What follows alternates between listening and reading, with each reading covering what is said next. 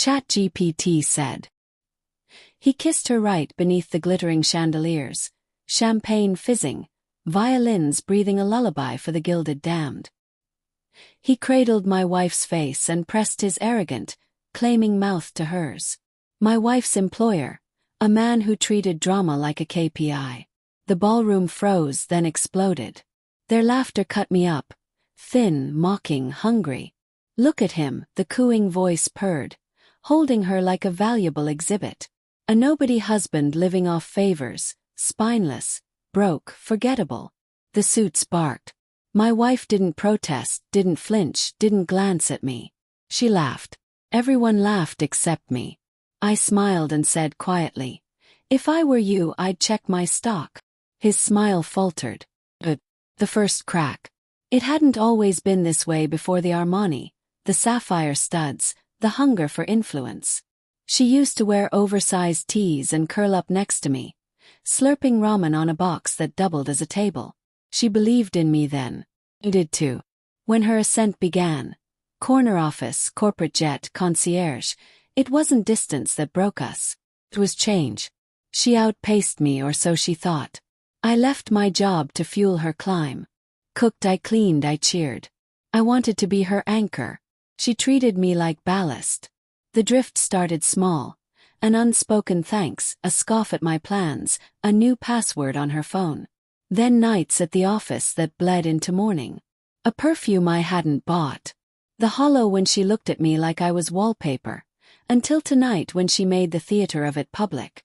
Humiliation is a potent opiate. So is treachery. Lucky for me, I'd been dosing in both, quietly.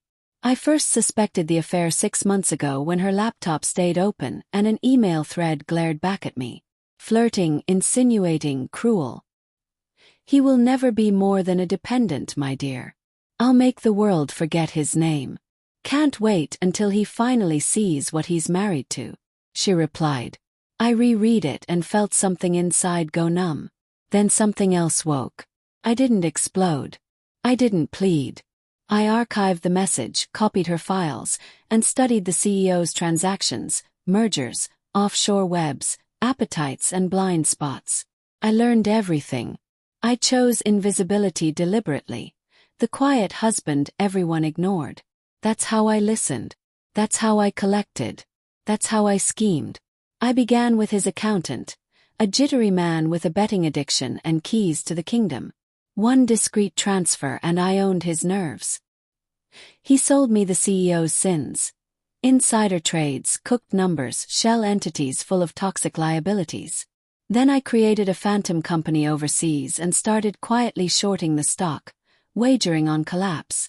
I put every cent I had on the line. Then I used money I borrowed, leveraged until my hands trembled. Debt terrifies unless you already know the ending. Next, an hungry reporter got an anonymous package from me. A tidy dossier labeled urgent, corporate fraud. She bit. The piece would drop the day after the annual gala. I only needed the moment.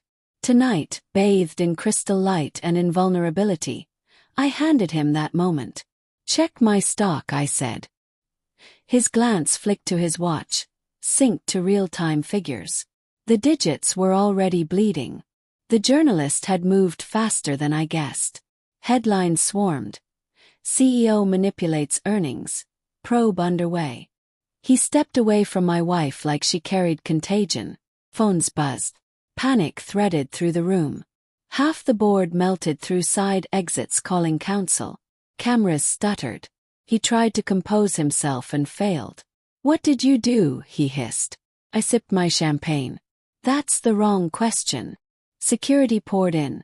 Not government-issued dark suits, but firm, official faces. They didn't look at me. They seized him.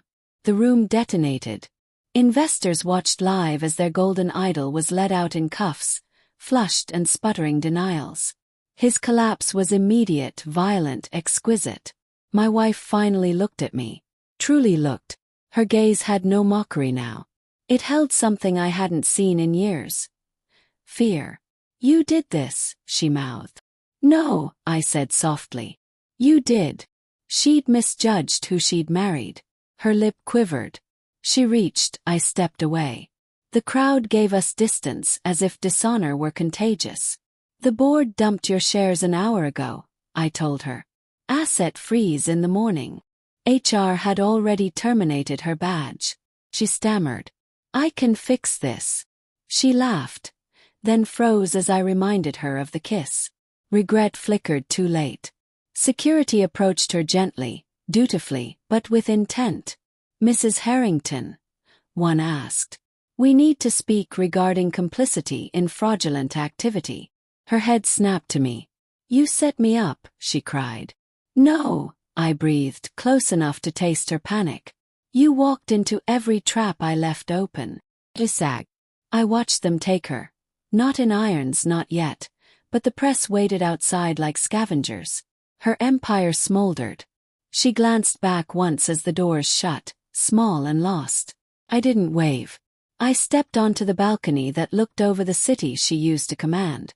Below, traders' phones screamed as the stock dove.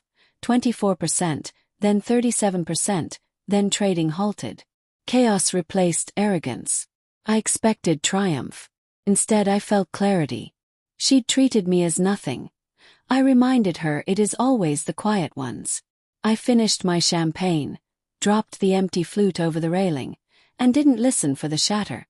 Let the world scramble. I had already won. Justice is surgical, not theatrical. A smile in the right place, a whispered tip, a truth detonated so cleanly no one credits you for pulling the pin. They'll retell tonight for years. The kiss, the ruin. They might suspect me. None will prove it. I'll fade from their headlines. Just the husband in the shadow, penniless, spineless, forgettable, perfect. While they sue and scrape their reputations from the ash, I'll be somewhere warm, untouched, watching other numbers climb. When you bet on ruin, you must also bet on renewal. Mine had just begun. The next morning, with papers screaming his fall and her alleged role, my phone buzzed. An unknown number. A woman's voice, steady and exact. We've been watching your work. You dismantled a giant with finesse. That's not amateurish. Tell me, personal, or would you entertain professional work? I didn't answer at once. Behind her words I smelled opportunity. A door opening to a world where treachery was the entry fee. And here's the twist. The CEO's kingdom wasn't only a facade of lies. My wife knew deeper things. Much deeper. Offshore accounts not only for shareholders but tied to politicians, judges, organized crime. Her betrayal was larger than an affair. She had entangled us in a war I had not seen coming. She thought I was the weakest link. I had already learned to make weakness into a weapon.